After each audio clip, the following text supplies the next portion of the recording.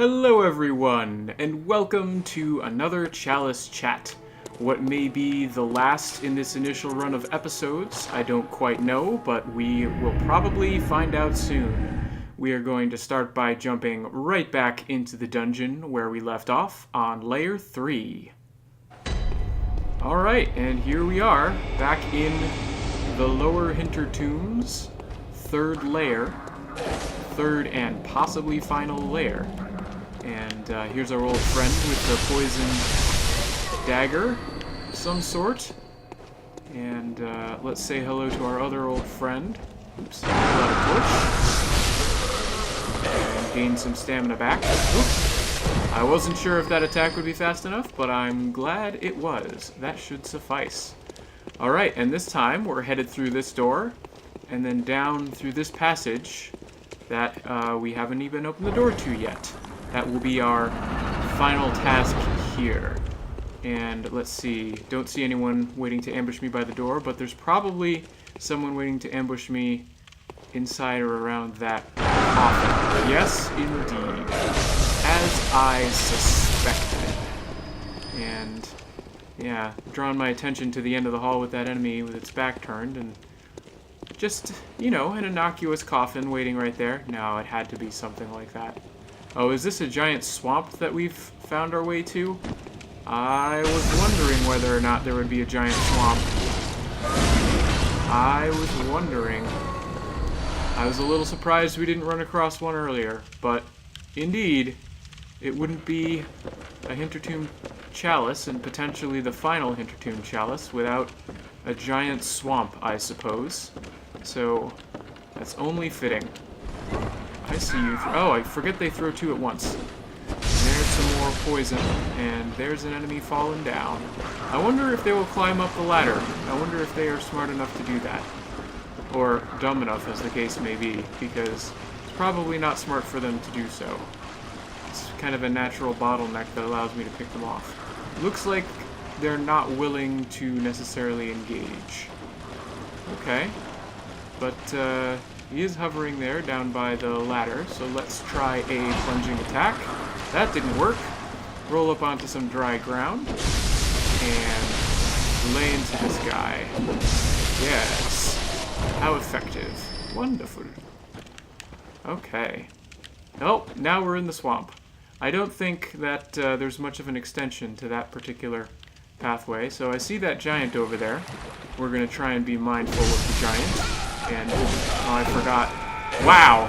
I was worried about the poison. I should have been worried about the attack that was coming right in my face. But at least I didn't waste any blood vials or anything. No significant resources invested. And since that happened right by the start, let's just run our way real quick past this initial foe and retrace our steps, remembering the ambush. Ooh, still hit me. Impressive. Okay. And let's sneak up on this person here. Oh, well, or not, as the case may be. Oops, that was bad. Heal up just in case, and so long to you. That's what I like to see. Okay, remember that they throw 2 vials of poison. And, oh, he's not throwing anything this time. Well, one less enemy for me to have to deal with down below. Works for me. And is there another ladder over here? I can't tell. I don't think there is. I don't see one. And yeah, there's definitely no continuation afterwards, so that won't be much of an issue. Alright then. Yes, come on over here and let's try the plunging attack thing again.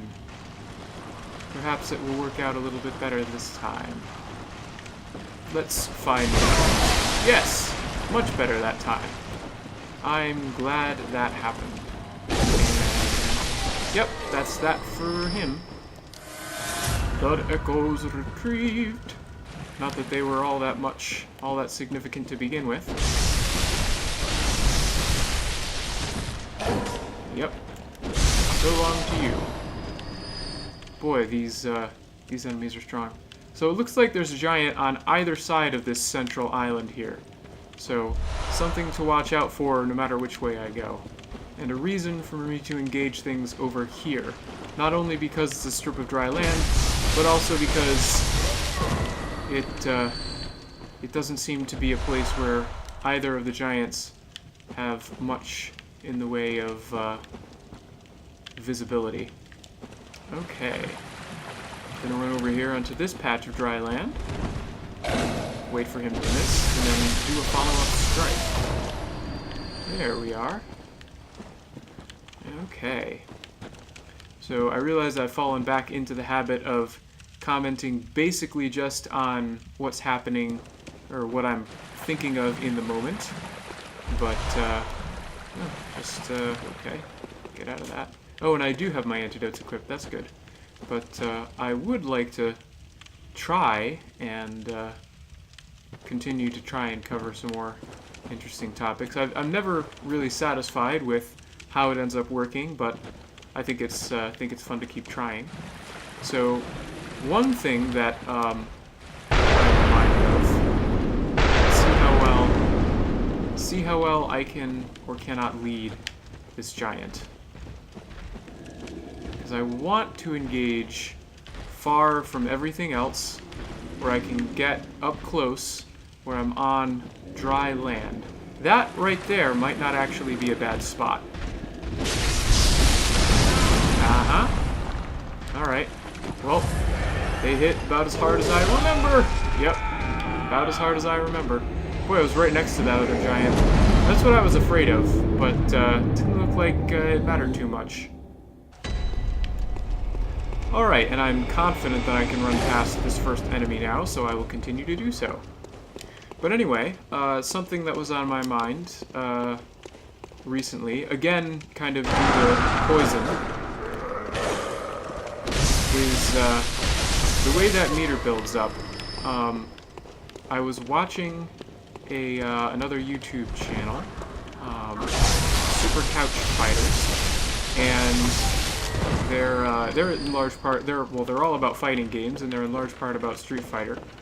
But I was giving that show a watch and watching some of the Street Fighter content on there, and they were talking about the concept of applying pressure to another player, and it's probably a super basic concept, but it's one that I haven't especially heard verbalized before. Haven't really heard that concept necessarily put into such succinct words. And it was an interesting thing to think about, because obviously it makes sense in a fighting game. You can play all kinds of mind games with your opponent. You want to make them focus on, you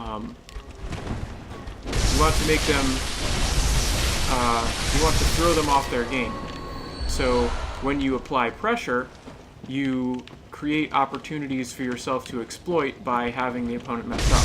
And one of the characters in the Street Fighter game they're playing, Street Fighter V, has the ability to poison other fighters. And the poison damage itself really isn't all that significant, but the fact that the players are aware of the poison, and obviously poison, even if the poison damage isn't in and of itself isn't necessarily all that great, it's still something the player can't feel like they can ignore, the opposing player, because it's a constant drain on health, and if you don't do something about it, what looks like a small amount of damage could add up to become quite significant. And so I was thinking about that again in the context of Bloodborne, with the idea of poison as this thing that influences your behavior, kind of like how I was talking about before. And as you can see there, I mean, Bloodborne, I feel like, has well, there I go. One of the stronger instances of poison in games. And by stronger instances, I mean stronger effects. The effect that it has on your HP very quickly eating away at it, relatively quickly eating away at it. I kind of touched on this before where I was comparing the effects of poison in different Souls games and saying that, you know, particularly in Dark Souls 3, I feel like poison is a bit of a joke. The amount of damage that it does, at least... Oops, I thought he was dead. The amount of damage that occurs, at least in my case, was fairly insignificant. To the point where I basically just felt free to get poisoned with abandon and not really worry necessarily about curing myself with any kind of antidote, using any purple moss or anything, because the poison damage was so slow. Bloodborne, the poison damage is pretty fast, especially if you don't have a lot of vitality that you've invested in, and it feels like a relatively significant poison mechanic. I mean, it's probably not quite as bad as Toxic in the original Dark Souls, but or Plague in Demon Souls. But as far as a straight up regular, like, slow poison effect, it's fairly serious, all things considered. But even so, it's not a huge amount of damage, and the damage that it does is slow. So it is, yes, it's constantly increasing over time, but it's more of a nuisance than anything. And it's a way to kind of tax you mentally, because you don't want to be in the middle of a tense fight where you're focused on what the enemy's doing, how to avoid their attacks, how to exploit openings. All of a sudden you have an additional resource to manage. I'm poisoned, this is a bad state, I need to get into a place where I'm no longer suffering from this bad state. And so you're first of all, you're influenced to heal the poison, so you have to do something that otherwise you wouldn't bother with having to do. And then, so that can, windows that you could normally exploit to either heal or attack, now all of a sudden you have to worry about poison. So there's that to consider. And then, I did not expect that explosion to reach there. That doesn't make much sense to me.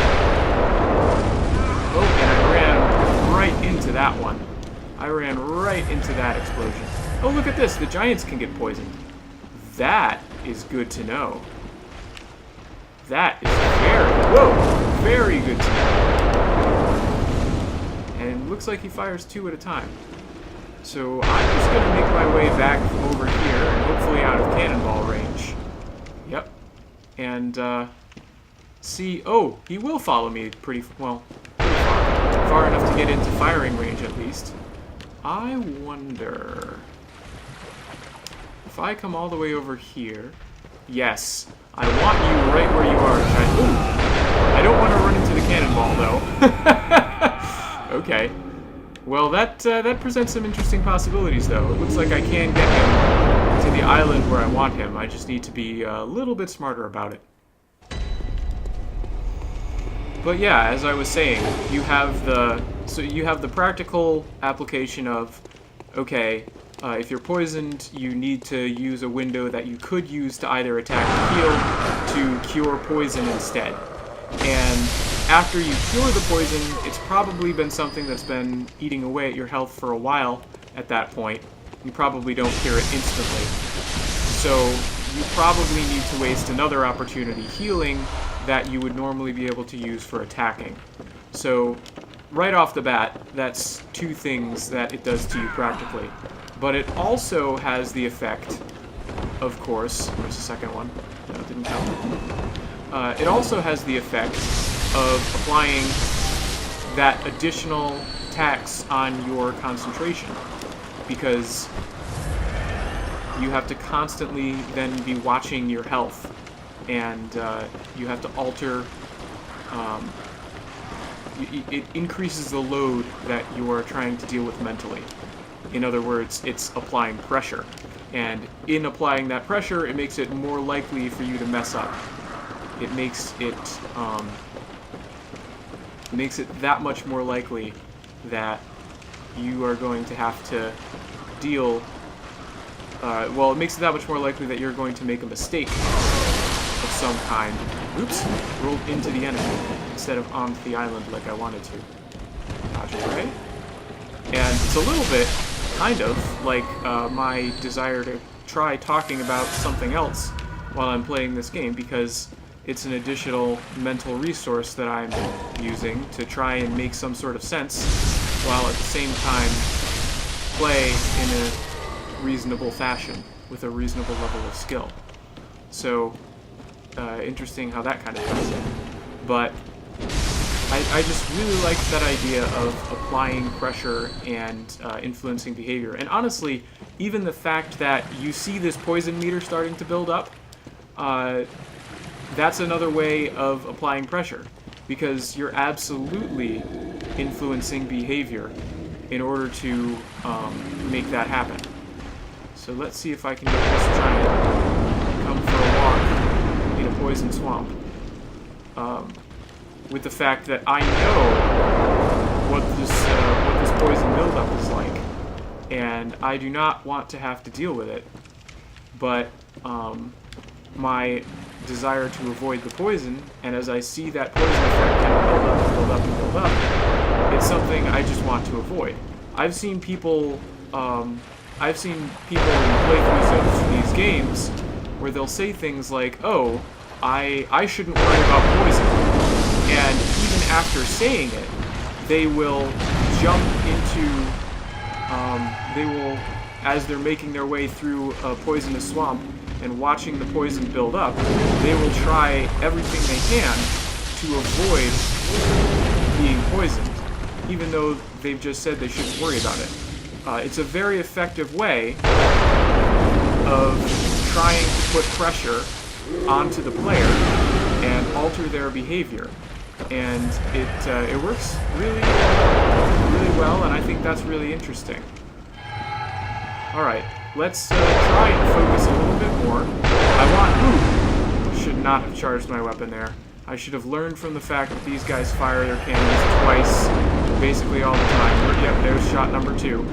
Always want to wait for shot number 2. Also want to be at full health. Oh no, man. See, right there, I went to go cure my poison, and instead, I got shot in the face. So, practical applications of things that I say. Alright, there's going to be a second shot. There it is. And now I'm up close, where you are forced to use a different moveset. That is not as annoying to me. Yeah, hang out in that poison swamp for a little bit, will you? Just try that on for a little while. I really like it if you were starting to take constant slow poison damage, as opposed to staying on this relatively safe limit. Okay, we're getting... Oh, man! Almost had him. Oh well. We'll try it again.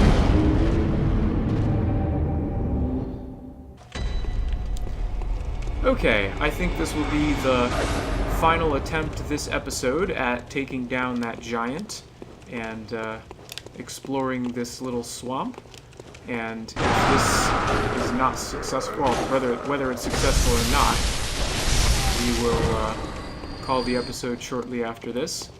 And so it looks like we will get one more episode coming up for Translation Warned, because I doubt I will be able to defeat the boss especially quickly. That doesn't seem very likely, considering the difficulty that the regular enemies are giving me, and also the difficulty that I had with the previous boss. You gonna throw a second one? No. Interesting that they can choose whether or not they'll throw 2 poison vials like that. I'm kind of always prepared for them to throw 2 at this point, but they don't have to. Alright, someone's gonna see me from here. I've been noticing that. I think I hear them. And we're going to run back here. Yes. Going to run back to the ladder. And yep, there's my friend with the dual poison daggers. And we're going to try and drop right down on your head. Come on out.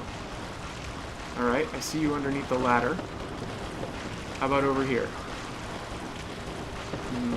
How about over here? Come on over. Nope, this time. Okay, that's fine. And I'll wait for you to swing again. And then when you're done, finish you off. There we are.